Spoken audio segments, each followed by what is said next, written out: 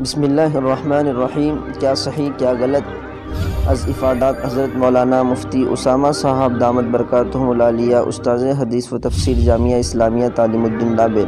آواز و پیشکش محمد شہزاد اورنگ آبادی۔ قسط نمبر 5، سلسلہ نمبر 264، کتاب البیوع یعنی خرید و فروخت کا بیان۔ مسئلہ نمبر 791، غلط مسئلہ۔ مردار جانور کا چمڑا دباغت سے پہلے بھی بیچنا جائز ہے؟ صحیح مسئلہ، مردار کا چمڑا دباغت سے پہلے بیچنا جائز نہیں، دباغت کے بعد بیچ سکتے ہیں۔ البتہ ذبح شدہ جانور کا چمڑا دباغت سے پہلے بھی بیچنا جائز ہے، کیونکہ ذبح مثل دباغت ہے، اس سے آلودگی ختم ہو جاتی ہے، تاہم خنزیر کا چمڑا مستثنیٰ ہے، وہ کسی حال میں حلال نہیں۔ مسئلہ نمبر 792، غلط مسئلہ۔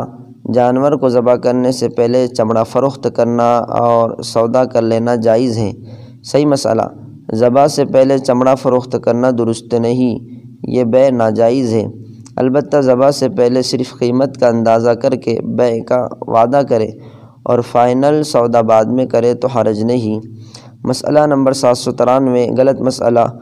نوٹوں کا ہار بنا کر زیادہ قیمت میں فروخت کرنا بلا کراہت جائز ہے؟ صحیح مسئلہ، جائز تو ہے مگر کراہت سے خالی نہیں، اس لیے بہتر یہ ہے کہ یہ کاروبار نہ کیا جائے۔ فقط والسلام۔